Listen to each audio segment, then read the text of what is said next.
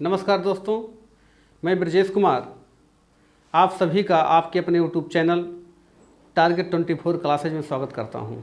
दोस्तों, आज हम लोग मैथमेटिक्स में पढ़ेंगे भिन्न यानी कि फ्रैक्शन। बहुत ही सारे क्वेश्चन भिन्न से पूछे जाते हैं। आज हम लोग भिन्न के बहुत शानदार एप्लीकेशन पढ़ेंगे कि किस प्रकार से हम भिन्न के सवाल को सेकंडों में सॉल्व करेंगे। देखिए, सबसे पहले देखिए हम लोग चर्चा करते हैं भिन्न पर। भिन्न क्या है? मैंने बताया कि भिन्न क्या है कि भिन्न m/n के रूप में जब हम किसी संख्या को m/n के रूप में लिखते हैं तो उसी को हम लोग क्या कहते हैं? भिन्न कहते हैं। अब भिन्न में क्या होता है कि ये जो m वाला पार्ट होता है उसको हम लोग क्या कहते हैं? अंश कहते हैं, और जो n वाला पार्ट होता है उसको हम लोग क्या कहते हैं? हर कहते हैं। इसका मतलब क्या होता है कि अंश बटा हर का जो ये रूप होता है इसी को हम लोग क्या कहते हैं? भिन्न कहते हैं। जबकि हमारा क्या होना चाहिए? n ≠ 0, अर्थात जो हर है ये हर कभी भी 0 नहीं होना चाहिए। यदि हर 0 हो जाएगा तो इसका मतलब क्या होगा कि वो भिन्न के रूप में वो संख्या परिवर्तित नहीं होगा। तो कहने का मतलब क्या है? भिन्न क्या है? m/n के रूप में जो संख्या लिखी जाती है उसी को हम लोग क्या कहते हैं? भिन्न कहते हैं। ध्यान दीजिए, भिन्न के प्रकार हम लोग देख लेते हैं कि भिन्न के प्रकार कितने हैं। ध्यान दीजिए, वैसे हम लोग भिन्न के 3 प्रकार पढ़ते हैं, लेकिन यहाँ पर हम थोड़ा सा और एक भिन्न पढ़ेंगे, 4 प्रकार के भिन्न पढ़ेंगे, और वो चौथा प्रकार पूछा भी जाता है। देखिए, पहला जो प्रकार है आपका भिन्न का वो क्या है? उचित भिन्न। क्या है? उचित भिन्न, जिसको हम लोग क्या कहते हैं? संगत भिन्न भी कहते हैं। कौन सा भिन्न कहते हैं? संगत भिन्न भी कहते हैं। अब जानिए कि उचित भिन्न क्या होता है, मैं इसको समझाते हुए चल रहा हूँ। उचित भिन्न क्या है?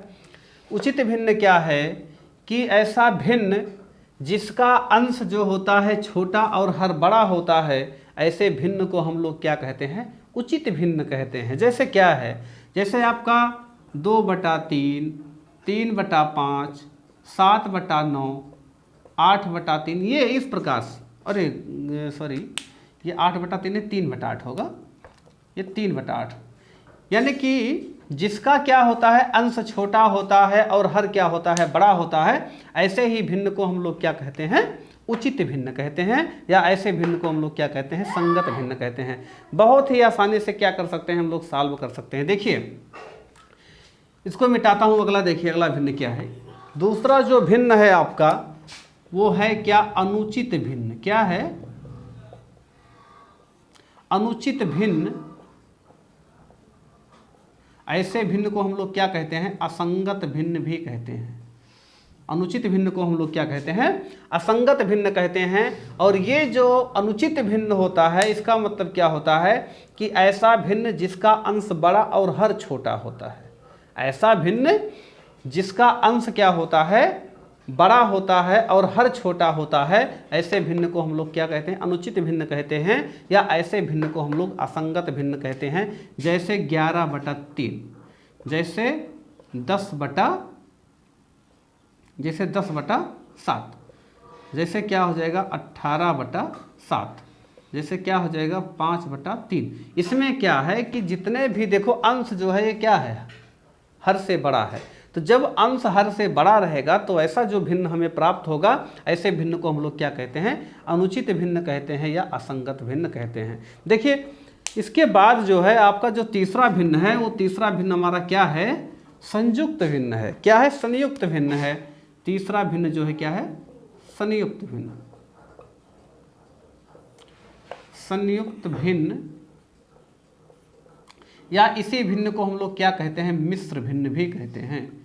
क्या कहते हैं? इसी भिन्न को हम लोग मिश्र भिन्न भी कहते हैं। मिश्र का मतलब होता है मिक्सर, यानी कि मिला हुआ। कहने का मतलब क्या होता है कि जब हम अनुचित भिन्न को विस्तारित रूप से लिखते हैं, जब हम अनुचित भिन्न को विस्तारित रूप में लिखते हैं तो उसी भिन्न को हम लोग क्या कहते हैं? संयुक्त भिन्न कहते हैं। जैसे देखिए, संयुक्त भिन्न क्या है? संयुक्त भिन्न क्या है? जैसे हमारा 11/3 था। अब इसी को जब हम लोग क्या करेंगे? भाग देंगे, 11/3 करेंगे, तो हमारा क्या होगा, 3 त्रिका कितना हो जाएगा 9, और यहाँ से 11 में से 9 जाएगा तो कितना हो जाएगा 2।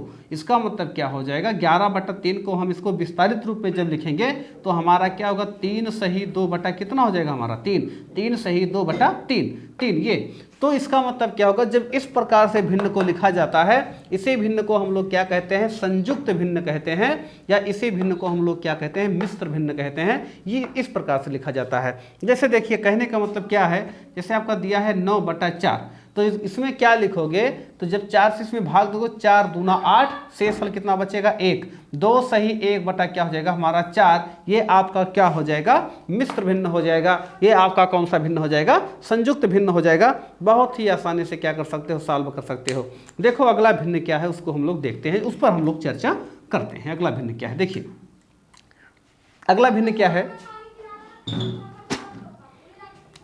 अगला भिन्न आपका क्या है, अगला भिन्न है आपका वितत भिन्न। क्या है, वितत भिन्न। इस वितत भिन्न को हम लोग क्या कहते हैं, लंगड़ी भिन्न भी कहते हैं। कौन सा भिन्न कहते हैं, लंगड़ी भिन्न भी कहते हैं। और इसी भिन्न को हम लोग क्या कहते हैं, आवर्ती भिन्न भी कहते हैं, आवर्ती भिन्न भी कहते हैं। देखिए वितत भिन्न क्या है, वितत भिन्न का मतलब क्या है कि ये क्या होता है, जब हम इसको इस प्रकार से लिखते हैं, ये थोड़ा तिरछा चलता है। ये भिन्न क्या होता है, थोड़ा तिरछा चलते हुए चलता है। तो ऐसे भिन्न को ही हम लोग क्या कहते हैं, वितत भिन्न, लंगड़ी भिन्न या आवर्ती भिन्न कहते हैं। ये बार बार उसी प्रकार से आता रहता है। जैसे 1 + 1/1 + 1/1 + 1/1 + 1/1 + 1/2, या और भी कोई अंक ले सकते हैं। यहाँ 1 जहाँ है, यहाँ आप 2 3 4 5 कुछ भी ले सकते हैं, कोई दिक्कत नहीं। तो समझाने के लिए मैं कर रहा हूँ। तो इस प्रकार से जो भिन्न होता है, तो ऐसे ही भिन्न को हम लोग क्या कहते हैं, वितत भिन्न कहते हैं। ऐसे ही भिन्न को लंगड़ी भिन्न कहते हैं, और इसी ही भिन्न को हम लोग क्या कहते हैं, आवर्ती भिन्न भी इसी ही भिन्न को हम लोग कहते हैं। चलिए देखें कुछ और भी देखते हैं भिन्नों के बारे में, हम लोग क्या कुछ और भी जानकारी लेते हैं। देखिए इसके बाद देखिए आपका जो कुछ क्वेश्चन देखते हैं भिन्न से संबंधित। ये तो एक छोटा सा जानकारी था कि भिन्नों के बारे में, आपको समझ में भी आ गया होगा आसानी के साथ भिन्न के बारे में, कि भिन्न कितने प्रकार के होते हैं, कार्य कैसे करता है, कैसे भिन्न को हम पहचान लेंगे कौन सा भिन्न है। देखिए इसके बाद देखो एक क्वेश्चन और पूछा जाता है कि बहुत ज़्यादा, कि कौन सा भिन्न बड़ा है। 4 ऑप्शन दिया रहेगा, इसमें से कौन सा भिन्न छोटा है, ऐसा पूछा जाता है। या पूछा जाता है कि भिन्नों को अवरोही और आरोही क्रम में जो है व्यक्त करने के लिए कहा जाता है।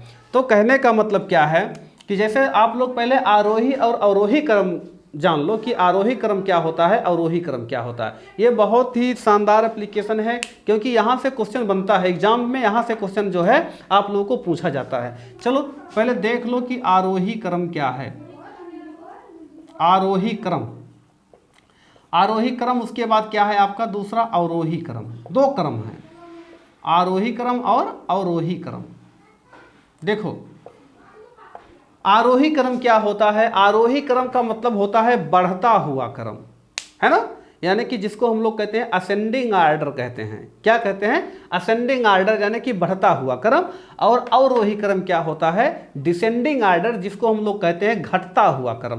कहने का मतलब क्या है कि देखो आरोही, ये बहुत सारे बच्चे कन्फ्यूज हो जाते हैं कि आरोही बढ़ता हुआ क्रम है कि अवरोही बढ़ता हुआ क्रम है, अवरोही घटता हुआ क्रम है कि आरोही घटता हुआ क्रम है, यहाँ पर कंफ्यूज होते हैं। देखो आज आप लोगों की कंफ्यूजिंग एकदम बिल्कुल ख़त्म कर दे रहा हूँ कि देखिए आरोही में और अवरोही में एक चीज़ अंतर है। क्या है, आरोही में बड़ा आ आया है, इसको आप लोग ध्यान दीजिएगा, समझ लीजिएगा, एक याद करने का तरीका है। आरोही में क्या है, बड़ा आ आया है। देखो आरोही में क्या आया है, बड़ा आ। तो जब बड़ा आ जिसमें आया है, इसका मतलब वो बड़ा आ यानी कि बढ़ता हुआ क्रम है। बड़ा आया है तो उसका मतलब बढ़ता हुआ क्रम है। और जब छोटा, देखो अवरोही में क्या आया है, छोटा आ आया है, तो ये इसका मतलब क्या हो जाएगा, घटता हुआ क्रम। आप लोग यहाँ से ध्यान रख सकते हो कि ये हमारा बढ़ता हुआ क्रम है, ये हमारा बढ़ता हुआ क्रम, और ये हमारा क्या है, घटता हुआ क्रम। ये हमारा घटता हुआ क्रम है, ठीक है ना। अब जैसे कहने का मतलब क्या है, असेंडिंग आर्डर क्या है, जैसे आप लोग अगर आप लोग क्या कर रहे हो, अगर जीने से छत के ऊपर जा रहे हो तो छत के ऊपर जा रहे हो तो ये असेंडिंग आर्डर है, यानी कि आप लोग क्या करें आरोही क्रम में, और जब छत से आप लोग नीचे आओगे तो इसका मतलब क्या हो जाएगा आपका अवरोही क्रम हो जाएगा, ना कि घटता हुआ क्रम हो जाएगा, डिसेंडिंग आर्डर जिसको हम लोग कहते हैं। तो बहुत ही आसानी से याद कर सकते हो, बस इतना याद करना, बड़ा आ आया है तो अवरोही क्रम यानी कि बढ़ता हुआ क्रम, छोटा आया है तो अवरोही क्रम यानी कि घटता हुआ क्रम। तो मतलब क्या है, आरोही क्रम बढ़ता हुआ क्रम और अवरोही क्रम आपका जो है वो बढ़ता हुआ क्रम होगा। बहुत ही आसानी से याद कर सकते हो। देखिए कुछ हम लोग क्वेश्चन लेते हैं, कुछ क्वेश्चन लेंगे कि कौन सा अवरोही क्रम में कौन सा आरोही क्रम में है, इस प्रकार के क्वेश्चन आप लोगों से पूछा जाता है, ठीक है ना। देखो इसको मैं मिटाता हूं, चलो मैं क्वेश्चन ले रहा हूं, क्या है, जैसे क्या है आपका 5/12, 7/8, 3/36, ये हो गया आपका ऑप्शन ए। ऑप्शन बी जो है वो आपका क्या है, 5/12,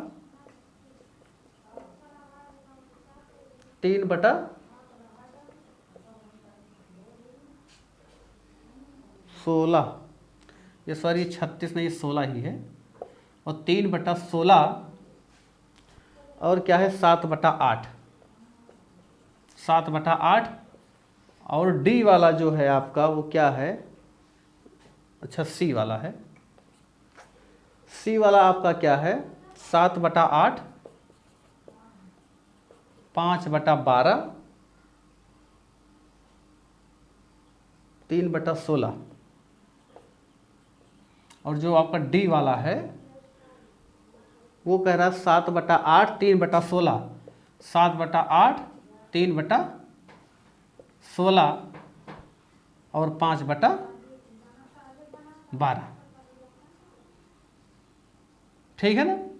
और एक ऑप्शन दिया है ई ऑप्शन दिया है, ये दिया है नॉट, यानी कि नन ऑफ दी, जिनमें से कोई नहीं। देखो अब हमें क्या करना है, इसको चेक करना है कि सबसे, अब हमें क्या करना है, एक ही जगह से चेक कर लेना है। देखो ये सवाल हमें लिखने में थोड़ा टाइम लग गया, लेकिन आप लोग समझाने में टाइम नहीं लगे, हो सकता थोड़ा समझाने में टाइम भी लग जाएगा, लेकिन एक बार समझ में आ गया तो यहाँ से जो 1 नंबर 2 नंबर के क्वेश्चन आते हैं उसको सही करके आओगे, गलत नहीं होना है। फिर वहाँ बहुत सारे बच्चे जाते हैं कि हड़बड़ाहट में जब क्या करते हैं कि पहले दूसरा क्वेश्चन करते हैं, उसके बाद हड़बड़ाहट में जब टाइम नहीं मिलता तो ज़बरदस्ती क्या करते हैं, गोला करके चले जाते हैं, या जब ऑनलाइन एग्जाम होता तो टिक करके डायरेक्ट चले जाते हैं। तो यहाँ ये गलती नहीं करनी है। आप लोग जब ऐसे क्वेश्चन हो तो बहुत आसानी के साथ कर सकते। देखिए यहाँ से जो अवरोही और आरोही वाला क्रम है ये भी क्लियर हो जाएगा, और जो भिन्न पूछा जाता है कि निम्न में से सबसे बड़ा और सबसे छोटा भिन्न कौन है, ये भी क्लियर हो जाएगा। क्यों? क्योंकि यहाँ पर हमें सबसे पहले यही पता करना पड़ेगा कि कौन सा छोटा है कौन सा बड़ा है। देखिए सब में वही अंक है, देखो 5/12, 7/8, 3/16, यही 3 भिन्न है, और सब में यही तीनों हैं, तीनों भिन्न चारों ऑप्शन में दिया है। केवल क्या दिया गया, किसी को पहले किसी को बाद में दिया गया है। अब देखो इसमें ये पूछ रहा है कि ये अवरोही क्रम में करा कि कौन सा ये जो है अवरोही क्रम में है, इसको हमें क्या किस क्रम में व्यक्त करना है, अवरोही क्रम में व्यक्त करना है। अवरोही क्रम का क्या मतलब होता है, अवरोही क्रम का मतलब होता है कि बढ़ता हुआ क्रम, सॉरी घटता हुआ क्रम। अब क्या करेंगे, अब हमें ये चीज़ ध्यान देना है कि हमें इसका एलसीएम नहीं लेना है ना, एलसीएम हम लोग लेकर के ज्ञात करते हैं, लेकिन यहाँ पर क्या है कि एलसीएम नहीं लेना है। यहाँ पर आप लोग क्या करना है कि चलो हम 5/12 ले लेते हैं। यहाँ पर 5/12 है, 7/8 है, और हमारा क्या 3/16 है, ठीक है ना। देखो जब भिन्न किस रूप में होता है, उचित भिन्न के रूप में होता है, तब हम लोग क्या करते हैं कि यानी कि अंश और हर का हम लोग क्या ज्ञात कर लेते हैं, डिफरेंस ज्ञात कर लेते हैं। देखो बहुत ही शानदार एप्लीकेशन है। तब हम क्या करते हैं, अंश और हर का हम क्या ज्ञात कर लेते हैं, डिफरेंस ज्ञात करते हैं। तो डिफरेंस जब इसका हम ज्ञात करेंगे तो इसका डिफरेंस हमारा कितना हो जाएगा, 12 में से 5 जाएगा तो इसका डिफरेंस कितना हो जाएगा, 7, 7 5 12। और इसका जब हम दूसरे का डिफरेंस ज्ञात करेंगे तो क्या हो जाएगा हमारा, 8 में से हमारा 7 जाएगा तो कितना हो जाएगा, 1 हो जाएगा। और जब यहाँ से हम लोग डिफरेंस ज्ञात करेंगे तो हमारा यहाँ से डिफरेंस कितना हो जाएगा, 16 में से 3 अगर डिफरेंस इसका हो जाएगा तो कितना हो जाएगा हमारा, 13 हो जाएगा। अब देखो यहाँ पर उचित भिन्न के रूप में हो, यानी कि जब क्या होता है, हर भिन्न का अंश छोटा और हर बड़ा होता है तो उचित भिन्न होता है। और जब उचित भिन्न के रूप में होता है और उसका जब हम लोग डिफरेंस ज्ञात करते हैं तो जिसका डिफरेंस सबसे कम होता है वो भिन्न सबसे बड़ा होता है, और जिसका डिफरेंस सबसे अधिक होता है वो भिन्न क्या होता है, सबसे छोटा होता है। इस चीज को ध्यान देना है। अब इसका मतलब क्या है, सबसे जो कम डिफरेंस आपका आया है वो सबसे कम डिफरेंस किसका है, सबसे कम डिफरेंस किसका है बताइए, सबसे कम डिफरेंस आपका बीच वाले 7/8 का है। तो इसका मतलब क्या है कि सबसे बड़ा भिन्न ये है। तो सबसे पहले हम लोग क्या करते हैं कि जब हम लोग डिसेंडिंग आर्डर लेते हैं, अवरोही क्रम लेते हैं, तो हम लोग क्या करते हैं, सबसे बड़ा वाला भिन्न लिखते हैं। तो सबसे बड़ा वाला भिन्न हमारा क्या है, 7/8 है, तो हम क्या लिखेंगे, 7/8 है। ठीक है ना। 7/8 के बाद सबसे फिर कौन सा कम डिफरेंस है, 7 डिफरेंस है किसमें, 5/12 में। तो क्या हो जाएगा हमारा 5/12 हो जाएगा। फिर हमारा क्या हो जाएगा, बचा क्या है, अब हमारा बचा है 3/16। कितना बचा है, 3/16 बचा है। तो 3/16 बचा तो हम 3/16 क्या करेंगे, लिख लेंगे आसानी के साथ। अब जब 3/16 लिख लेंगे तो ये हमारा जो भिन्न होगा वो किस रूप में हो जाएगा, डिसेंडिंग ऑर्डर के रूप में हो जाएगा, यानी कि अवरोही क्रम के रूप में हो जाएगा। अब यहाँ से हम इसको देख सकते हैं कि कौन सा किस ऑप्शन में इस प्रकार से है।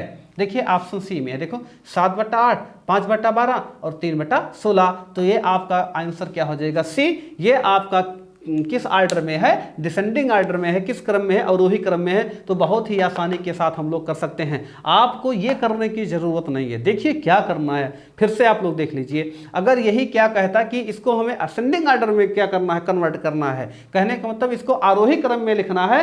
तो आरोही क्रम में लिखने के लिए हम लोग क्या करते हैं, तब क्या करते हैं, तो सबसे पहले हम क्या करते हैं, सबसे छोटा लिखते हैं, है ना, छोटा, फिर बड़ा, फिर उससे बड़ा, है ना, जो बाद में आएगा सबसे बड़ा बाद में। तो ये इसी का उल्टा हो जाता। देखो तब क्या होता, 3/16, इसी को उल्टा 5/12 और 7/8। तब ये आपका क्या हो जाता, देखो यहाँ से 2 क्वेश्चन आपका बन रहा है, ठीक है ना, दोनों देखते हुए चलिए। तो यहाँ से क्या कर सकते हैं, इस प्रकार से कर सकते हैं, कोई दिक्कत नहीं है, बहुत ही आसानी के साथ कर सकते हो। अगला क्वेश्चन देखो, देखिए अगला क्वेश्चन देखिए क्या है, कह रहा आपकी पहला वाला क्वेश्चन मैंने अवरोही क्रम में लिया था, इसको हमने आरोही क्रम में लिया। ऐसे क्वेश्चन पूछे जाते हैं, ऐसे क्वेश्चन पूछे जाते हैं। तो ऐसे क्वेश्चन सॉल्व करने के लिए क्या करोगे, देखिए बहुत ही शानदार एप्लीकेशन बताया हूँ, वही चीज़ करना है, दूसरा कोई नहीं करना है। हमें क्या करना है, चलो एक जगह ले लो, है ना, क्या करेंगे, चलो हमारा क्या है, एक 9/16 है, और दूसरा हमारा 11/17 है, और तीसरा हमारा क्या है, 10/19। आरोही क्रम का मतलब बढ़ता हुआ क्रम, पहले छोटा फिर बड़ा फिर सबसे बड़ा। क्या करेंगे, तो यहाँ से सबसे पहले हम लोग क्या ज्ञात कर लेंगे, सब में डिफरेंस ज्ञात कर लेंगे। हम क्या बताएं कि देखो सब उचित भिन्न है, इसको ध्यान देना, उचित भिन्न अनुचित भिन्न भी ध्यान देना, नहीं तो आप लोग डिफरेंस अगर अनुचित रहेगा डिफरेंस करके चले जाओगे तो दूसरे प्रकार से वो कार्य करेगा। ये चीज़ ध्यान देना है। देखो यहाँ सब क्या है, सबका अंश जो है छोटा है, इसका मतलब ये क्या है, उचित भिन्न है। तो हम डिफरेंस ज्ञात करेंगे, तो डिफरेंस ज्ञात करेंगे, 16 में से जब 9 जाएगा तो क्या आ जाएगा, हमारा 7 आ जाएगा। यहाँ से जब 17 है तो 17 में से क्या आ जाएगा, 11 जाएगा, तो कितना आ जाएगा, कितना हो जाएगा, 6 हो जाएगा, 11 6 17। और यहाँ से डिफरेंस ज्ञात करेंगे तो हमारा क्या हो जाएगा, 19 में से 10 जाएगा तो 9 आ जाएगा। देखो सबसे पहले यहाँ पर क्या हमने क्या बताया कि जिसका डिफरेंस सबसे छोटा होता है वो सबसे बड़ी भिन्न होती है, और जिसका डिफरेंस क्या होता है, सबसे बड़ा होता है, वो भिन्न क्या होती है, सबसे छोटी होती है। तो सबसे बड़ा डिफरेंस किसका है, इसका 9 का, है ना, डिफरेंस सबसे बड़ा है। जिसका मतलब क्या है, सबसे पहले हम किसको लिखेंगे, किस असेंडिंग ऑर्डर में, 10/19, है ना। फिर किसका डिफरेंस ज़्यादा है, 7 का, यानी कि 7 किसका है, 9/16, और फिर किसका है 11/17, यानी कि डी यही बचा है, तो 11/17। ये आपका क्या हो जाएगा, असेंडिंग ऑर्डर आरोही क्रम में। अब देख लो कहाँ पर है, 10/19, 9/16, 11/17, सी ऑप्शन इसका भी सही है। देखो इसका सी ऑप्शन सही हो जाएगा। तो इस प्रकार से आप लोग बहुत ही आसानी के साथ कर सकते हो। अब यहाँ से क्या करते हैं, बहुत सारे बच्चे एलसीएम ज्ञात करते हैं, और जब अगर आप लोग 16, 17 और 19 का एलसीएम ज्ञात करके लगाओगे तो मुझे लगता है कि आप लोग 5 मिनट में भी आसानी के साथ इस क्वेश्चन को नहीं कर पाओगे। लेकिन देखिए कितनी शानदार एप्लीकेशन है कि आप लोग कुछ सेकंड में, 10 से 20 सेकंड में आसानी के साथ कर सकते हो, 1 मिनट नहीं लगने वाला है। बहुत ही शानदार एप्लीकेशन है, इस प्रकार से सॉल्व करोगे तो आसानी से कर सकते हो। देखिए चलते हैं, अगर क्या करना है, अगर इसको हमें क्या किस क्रम में परिवर्तित करना होता, अवरोही क्रम में करना होता तो आपका इसी यही उल्टा हो जाता। तब क्या होता, पहले हम क्या लेते, सबसे बड़ा लेते। सबसे बड़ा हमारा क्या था, 11/17, तो 11/17 हो जाता। फिर सबसे छोटा हमारा क्या है, फिर इससे छोटा हमारा क्या है, ये है ना, बड़ा इससे क्या है हमारा 9/16, फिर क्या है हमारा लास्ट में 10/19। तो इसी उल्टा हो जाता। तो आसानी के साथ हम लोग कर सकते थे।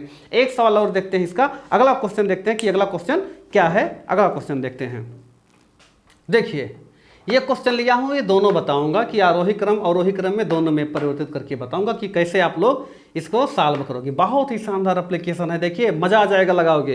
क्या दिया है कि 4 ऑप्शन दिया है, 5 ऑप्शन दिया। देखो एक दिया है नन ऑफ दीज, यानी कि नॉट मैंने लिख दिया हूँ, ये इसका मतलब क्या हो जाएगा, नन ऑफ दीज यानी कि इनमें से कोई नहीं, लेकिन इनमें से कोई है। देखिए क्या करोगे, क्या है हमारा, जैसे 4/10 है और क्या है 2/3 है, 3/5 है, 1/4 है। चलो अब यहाँ चारों यही सब में क्या है, चारों जो है इसी में आगे पीछे लिखे हुए हैं। अब कौन सा, सबसे पहले हम और आरोही क्रम वाला लेंगे, फिर अवरोही वाला लेंगे, उसी उल्टा हो जाएगा। आरोही क्रम में लेंगे।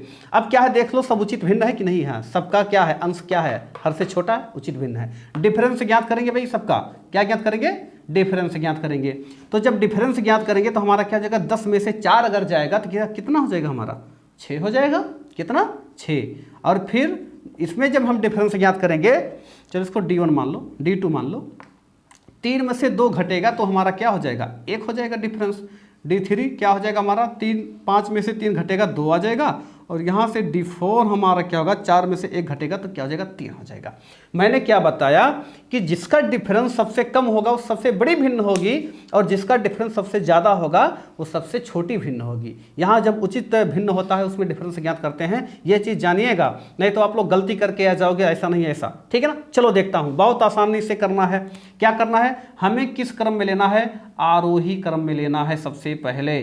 किस क्रम में, आरोही क्रम। आरोही क्रम में सबसे पहले क्या होता है, सबसे छोटा कौन है, तो सबसे छोटा करने के लिए तो जिसका डिफरेंस सबसे बड़ा होगा वही तो सबसे छोटा होगा। तो डिफरेंस किसका है सबसे बड़ा, हमारा 6 का ना, यानी कि 4/10। सबसे छोटी भिन्न हमारी क्या होगी, 4/10। ये होगा हमारा क्या, 4/10। फिर क्या है, इसके बाद हमारा क्या है, 3 है ना, इसके बाद 3 है तो इसका मतलब क्या हो जाएगा हमारा 1/4।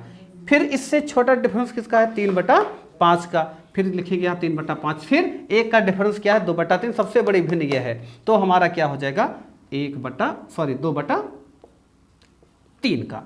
अब ये किस क्रम में हो गया, ये आरोही क्रम में हो गया, सबसे छोटा, फिर उससे बड़ा, फिर उससे बड़ा, और अंत में सबसे बड़ा। इसका मतलब क्या है, ये असेंडिंग ऑर्डर में परिवर्तित हो गया। अगर यही क्या होता, अगर यही डिसेंडिंग ऑर्डर में परिवर्तित होता, इसको अवरोही क्रम में हम करेंगे, तो अवरोही क्रम में क्या हो जाएगा, इसी का उल्टा हो जाएगा, यानी कि 2/3 पहले लिखेंगे, फिर 3/5, फिर 1/4 और फिर 4/10। इस प्रकार से हम लोग क्या कर सकते हैं, बहुत ही आसानी से कर सकते हैं। आप लोग कॉन्सेप्ट अगर समझ गए होंगे तो मुझे नहीं लगता है कि आप लोग का आरोही और अवरोही क्रम में भिन्नों का जो आएगा इस प्रकार से कि वहाँ पर कोई गलत होगा। बिल्कुल कहीं गलत नहीं हो सकता है, बहुत ही आसानी से करके आओगे, कोई दिक्कत नहीं होगा। अगले टाइप का क्वेश्चन लेता हूँ कि एक क्वेश्चन पूछा जाता है आप लोगों का कि निम्न में से कौन सी भिन्न बड़ी है या निम्न में से कौन सी भिन्न छोटी है। इस प्रकार का भिन्न आता है, उसको हम लोग देखते हैं कि वो किस प्रकार से हम लोग करेंगे। अगला क्वेश्चन देखते हैं। देखिए ये देखिए करा कि निम्न में से सबसे छोटा भिन्न कौन है। यहाँ पर मैं थोड़ा अलग प्रकार से लिया हूँ क्वेश्चन, जिसमें क्या है, इसके पहले हम लोग जब पढ़ रहे थे आरोही और अवरोही क्रम में व्यक्त करने के लिए भिन्नों को, तो वहाँ पर उचित भिन्न था, लेकिन यहाँ पर अनुचित भिन्न है। ध्यान दीजिएगा आप लोग बहुत अच्छी तरीके से। अब क्या है, यहाँ पर जब हम लोग डिफरेंस ज्ञात करेंगे, पहले क्या होता था, जब हम डिफरेंस ज्ञात करते थे अनुचित भिन्न उचित भिन्न में, तो जिसका डिफरेंस सबसे कम होता था वो सबसे बड़ी भिन्न होती थी। लेकिन यहाँ पर जब हम लोग डिफरेंस ज्ञात करेंगे, जिसका अंश क्या होगा, बड़ा हर छोटा होगा। ऐसे भिन्न में जब हम लोग क्या करते हैं, डिफरेंस ज्ञात करते हैं, तो जिसका डिफरेंस बड़ा होता है वो क्या होती है, बड़ी भिन्न होती है, और जिसका डिफरेंस छोटा होता है वो छोटी भिन्न होती है। क्या करेंगे, देखो यहाँ से जब हम लोग ज्ञात करेंगे बहुत आसानी से कर सकते हैं। देखो इसका डिफरेंस हमारा क्या हो जाएगा, 8 में से 7 जाएगा 1 हो जाएगा। इसका डिफरेंस हमारा क्या हो जाएगा, 1 हो जाएगा। ध्यान दीजिएगा, इसका भी डिफरेंस हमारा क्या हो जाएगा, D3। इसका डिफरेंस भी हमारा 1 हो जाएगा, इसका भी हमारा डिफरेंस 1 हो जाएगा, इसका डिफरेंस भी हमारा 1। वाह क्या बात है। देखिए ये क्वेश्चन जो है, इस प्रकार का जब क्वेश्चन आता है बहुत सारे बच्चे चक्कर खा जाते हैं। ऐसे क्वेश्चन देखिए, जब इस प्रकार से क्वेश्चन आ जाएगा जब इस प्रकार से क्वेश्चन आएगा कि सबका डिफरेंस समान है, जब इस प्रकार से क्वेश्चन आएगा कि सबका डिफरेंस क्या है, समान रूप से है, देखिए क्या है, सबका डिफरेंस समान है कि नहीं है, यानी कि 8 में से 7 जाएगा 1, 9 में से 10 जाएगा 1, 12 में से 11 जाएगा 1, और कितना 5 में से 4 जाएगा 1, और ये देखिए बहुत ही शानदार तरीका है कि जब इस प्रकार से आएगा और ये कहेगा कि तब अगर पूछा जाएगा कि किसका कौन सा भिन्न सबसे छोटा है, देखिए तब हम क्या करेंगे कि जैसे देखिए कि 8/7 इसका भी 1 आया है, 10/9 इसका भी डिफरेंस है, 12/11 इसका भी 1, इसका भी 1 और इसका भी 1। ध्यान दीजिए, बहुत तरीके से समझने का प्रयास कीजिए, क्योंकि यहीं पर जो है बच्चे जो है गलती कर जाते हैं कि एक आया है तो हम किसको सही माने कि कौन सा बड़ा भिन्न है। देखिए क्या करोगे आप लोग यहाँ तब पर क्या करोगे कि जब डिफरेंस सबका समान आएगा और अनुचित भिन्न में होगा, यानी कि जिसका अंश बड़ा होगा, तब ये आप लोग को देखना है कि सभी अंश में सबसे छोटा अंश कौन है, वो हमारा बड़ा हो जाएगा, और जो बड़ा अंश रहेगा वो हमारा क्या हो जाएगा, छोटा हो जाएगा। देखिए इसका मतलब क्या होगा, छोटा भिन्न पूछ रहा ना, तो अंश सबसे बड़ा किसका है, जिसका डिफरेंस 1 आ रहा, सबका ना समान आ रहा, उसको हमें उसकी बात मैं कर रहा हूँ। तो यहाँ पर सबसे बड़ा अंश किसका कितना है हमारा 12, तो यानी कि जो आपका सबसे छोटा वाला होगा वो क्या हो जाएगा 12/11, ये आपका क्या हो जाएगा, सबसे छोटा भिन्न हो जाएगा। और अगर बात करेगा सबसे बड़े भिन्न की, तो जिसका अंश सबसे छोटा, सब में से सबसे छोटा जिसका होगा वो हमारा क्या हो जाएगा, सबसे बड़ा भिन्न हो जाएगा, यानी कि सबसे बड़ा क्या हो जाएगा 3/2, ये आपका हो जाएगा। देखिए मैं दोनों बताते हुए चल रहा हूँ कि छोटा क्या है बड़ा क्या है। अब यकीन नहीं आता अगर आप लोग यहाँ से भाग देना, देखो अगर आप लोग भाग दोगे 12/11 करोगे तो क्या हो जाएगा आपका, क्या हो जाएगा, देखिए क्या हो जाएगा आपका कि यहाँ पर 11 × 11 हो जाएगा, ठीक है ना।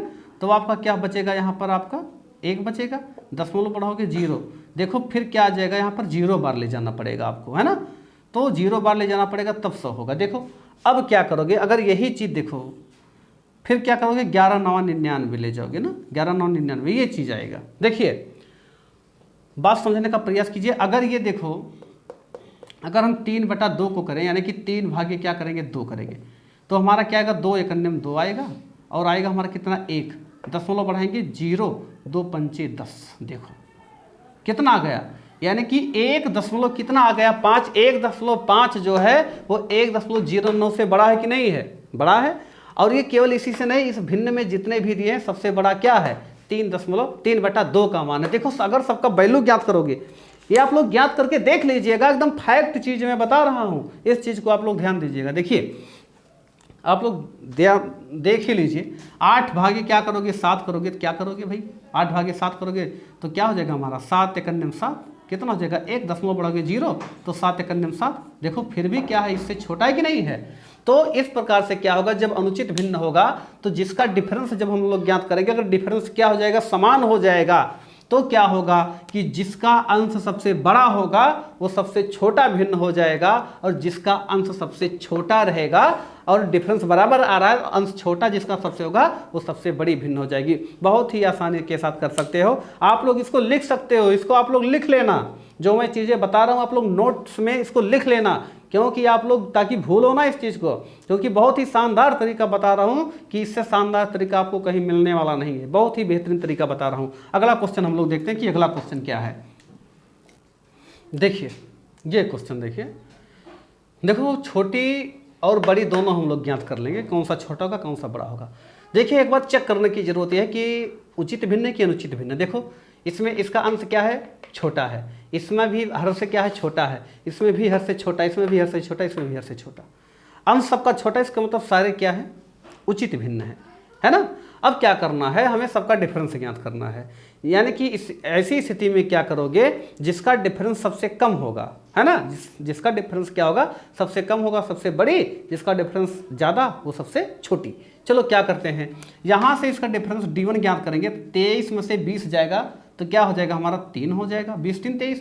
यहाँ से डिफरेंस हमारा 19 और 2 21 2 हो जाएगा d2, और d3 यहाँ से हमारा क्या होगा 14 और 5 कितना होता है 19 होता है, और यहाँ से d4 हमारा क्या हो जाएगा 15 में से 13 जाएगा 2 हो जाएगा, और यहाँ से d5 हमारा क्या हो जाएगा 1 हो जाएगा। जी, 2 में से एक जाएगा, एक एक का डिफरेंस है। अब यहाँ पर क्या है, अगर ये पूछा जाए कि सबसे छोटी, चलो सबसे छोटी पहले ले रहा हूँ, सबसे छोटी भिन्न क्या है, तो सबसे बड़ा डिफरेंस किसका है, ये 5 का डिफरेंस है। इसका मतलब क्या होगा कि जो सबसे छोटी हमारी भिन्न हो जाएगी इसमें, वो हमारी क्या हो जाएगी, 14/19, ये हमारी सबसे छोटी भिन्न हो जाएगी। अगर पूछेगा कि सबसे बड़ी, देखो छोटा बड़ा दोनों लिया हूँ, तो अगर पूछेगा सबसे बड़ी भिन्न क्या है, तो सबसे बड़ी भिन्न हमारी क्या होगी, जिसका डिफरेंस सबसे कम डिफरेंस आपका किसका है, 1/2 का है ना, 1 का डिफरेंस है ना 1/2 में, तो सबसे बड़ी भिन्न आपका क्या हो जाएगा, 1/2 हो जाएगा। बहुत ही शानदार एप्लीकेशन है, बहुत आसानी से कर सकते हो, कोई प्रॉब्लम नहीं है, कोई दिक्कत नहीं है, आप लोग इस प्रकार से कर सकते हो। अगला क्वेश्चन देखते हैं। देखिए कुछ क्वेश्चन और लेते हैं जो पूछा जाता है भिन्न में, या पार्ट 1 में ही मैं बता रहा हूँ, आवर्ती दशमलव भिन्न है ना, यानी कि आवर्ती रूप में। देखो आवर्ती रूप क्या होता है कि जो बार बार आए जो चीज़ है ना, जैसे अगर क्या कर दिया जाए, जैसे अगर मैं बोलूं कि 0.4 और इस पर बार लगा हुआ है, ये देखो बार, इसका मान पूछा जाता है कि इसको भिन्न के रूप में परिवर्तित कीजिए, या इसका मान क्या होगा, इसका वैल्यू क्या होगा, या पूछा जाता है इसको भिन्न के रूप में परिवर्तित कीजिए। तो बार का मतलब क्या होता है कि जैसे जिस अंक पर बार लगा होता है, इसका मतलब क्या होता है, वो अंक बार का मतलब बार बार वो अंक क्या होता है, वही अंक आता है, इसीलिए उस पर क्या लगा जाता है, बार लगा जाता है। देखो जैसे 0.4 को बार लगा दिया गया, तो 0.4444 ये आता रहेगा। इसी को हम लोग क्या कहते हैं, इसको हम जब क्या करते हैं, एक छोटे रूप में लिखते हैं, तो इसको हम क्या करते हैं, 0.4 इसे बार लगा देते हैं, ये इसका मतलब होता है। ठीक है ना। चलो इसका मान जैसे ज्ञात करने के लिए आता है, तो इसका मान क्या होगा, हमें इसे किस प्रकार से ज्ञात करेंगे। देखो शानदार तरीका है, क्या करना है, कुछ नहीं करना है, इस पर बार लगा है तो हम 4 लेंगे, है ना। कितने अंक पर बार लगा हुआ है, 1 अंक पर बार लगा हुआ है, और 1 अंक है ही, तो जितना अंक होगा तो हम क्या करेंगे, जैसे 4 है तो हम क्या कर देंगे, 4/9, क्या कर देंगे 4/9, यानी कि 1 अंक पर बार, 1 अंक हमारा है 4, लिखेंगे 4, और 1 अंक पर लगा है बार, तो जितने अंक पर बार लगागा उतना बार हम 9 लिखेंगे। 1 अंक पर लगा है बार, तो हम 1 बार 9 लिख देंगे, तो 4/9 डायरेक्ट आपका क्या आ जाएगा, आंसर आ जाएगा। देखो अगर आप इसको चेक कर सकते हो, चेक कैसे करोगे, बार 4 आएगा, जैसे क्या है 40 है, तो 40 भागे जब क्या करोगे आप 9 करोगे, तो क्या हो जाएगा, 9 चौको कितना हो जाएगा, 36 हो जाएगा।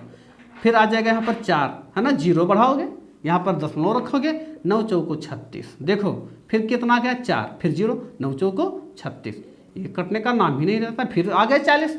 तो बार बार यही चीज़, बार बार जब यही चीज़ आता है, रिपीट होता रहता है ना ये अंक, तो उसी को हम लोग यहाँ पर क्या लिख देते हैं, बार। तो इसका मतलब क्या है कि अगर क्या है 0.4 बार, इसका मान क्या होगा, इसका वैल्यू क्या होगा, तो इसको लिखेंगे डायरेक्ट 4, और 4 बटा क्या लिखेंगे 9, डायरेक्ट आपका क्या हो जाएगा, आंसर हो जाएगा। अगला क्वेश्चन देखो, देखिए अगला क्वेश्चन क्या है, जैसे क्या है 0.58 बार है, ठीक है ना। ये अब की बार क्या है, पूरे पर बार है, 2 अंक है, दोनों पर बार है ना। तो इसका मतलब क्या है, तो आप लोग 58 तो लिख दो भाई, सीधा 58 लिख दो, और 2 अंक पर बार है, इसका भी 9 हम लिखेंगे, इसका भी हम 9 लिखेंगे, तो हमारा क्या हो जाएगा 9 और 9, ये हमारा क्या हो जाएगा 58 बटा कितना 99, ये हमारा क्या हो जाएगा, आंसर हो जाएगा। बहुत ही शानदार एप्लीकेशन है। अब क्या होता है कि ऐसे जब हम एप्लीकेशन होता है, ऐसे एप्लीकेशन को करने के लिए हम लोग क्या करते हैं पता है, पहले हम इसको x मानते हैं, तो x बराबर हम कितना मानते हैं, इतना मानते हैं, 0.58 मानते हैं। इसके बाद हम इसको 100 से गुणा करते हैं, है ना। तो यहाँ 2 अंक पर बार है, तो दोनों पक्षों में 100 से गुणा करते हैं, तो यहाँ पर 100x करते हैं, बराबर कितना हो जाएगा 58 हो जाएगा। 100 में से 1 घटेगा तो आपका कितना हो जाएगा 99, और ये क्या हो जाएगा 58, ये क्या हो जाएगा 100 से भाग देंगे तो 58 ही बचेगा, 58 पॉइंट कुछ आएगा, तो 58 ही इसको मानक माना जाता है। तो आपका क्या आ जाता है 58, यानी कि 99 x बटा 58, x बराबर 58 बटा 99, ऐसे ज्ञात किया जाता है। लेकिन वो सब करने की जरूरत नहीं है, यहाँ पर हम लोग क्या कर रहे हैं, कंपटीशन मैथ पढ़ रहे हैं, और कंपटीशन मैथ पढ़ रहे हैं तो हमें इस प्रकार से स्मार्ट तरीके से पढ़ना है। अगला क्वेश्चन देखते हैं, अगला क्वेश्चन क्या है, ये क्वेश्चन देखिए, देखो ये क्या कह रहा है कि 0.57 बार, यानी कि केवल 1 अंक पर बार है, यहाँ 5 पर बार नहीं है, यहाँ केवल 1 अंक पर बार है। तो क्या करोगे, जब 1 अंक पर बार रहेगा तो पहला हमें करना क्या है, 57 पूरा आपको लेना है, 57 लिखना है। और जिस अंक पर बार नहीं है उस अंक को हमें क्या कर देना है, घटा देना है ना। 57 में से घटा देंगे कितना, 5। अब हमारा क्या हो जाएगा, अब देखिए यहाँ से ये हम जिस पर बार है तो उसको हम क्या लिखते हैं पहले 9, और जिस पर बार नहीं होता उसको हम क्या मानते हैं, 0। क्या मान लेते हैं, 0, यानी कि ये हो जाएगा हमारा क्या, 90। अब क्या हो जाएगा, ये 90 हो गया। अब क्या होगा हमारा, यहाँ 57 में से जब हम 5 घटाएंगे तो हमारा क्या हो जाएगा, 52, और 52 बटा कितना हो जाएगा, 90। ये हमारा आंसर हो जाएगा। या हम क्या कर सकते हैं, इसको और भी छोटे रूपों में काट सकते हैं ना।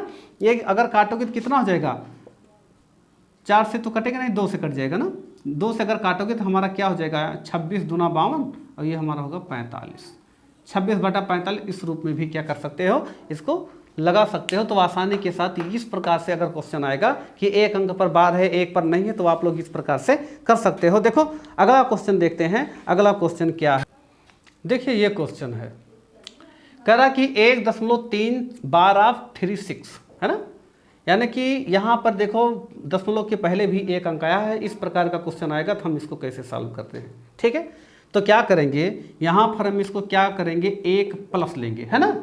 यहाँ दशमलव को हटाएंगे, 1 प्लस लेंगे, और 36 बटा क्या हो जाएगा हमारा, ये 36 बटा 99। क्यों, क्योंकि 36 पर क्या है, दोनों अंकों पर क्या है, बार लगाओ, तो 99 और 36 का पूरा 36 लिख देंगे।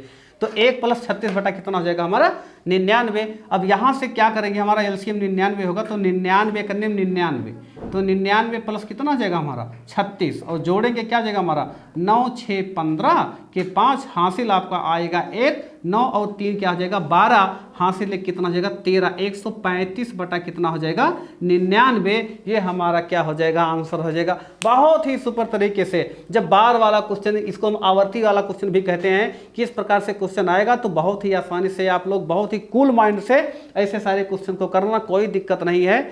बहुत ही आसानी के साथ भिन्न का तो यह पार्ट 1 है, इसके बाद आपको पार्ट 2 भी डाला जाएगा, और उसमें भी बहुत अच्छे अच्छे क्वेश्चन भिन्न के बताए जाएंगे, जो आपको एग्जाम्स में पूछे जाते हैं ऐसे ही क्वेश्चन बताया जाएगा।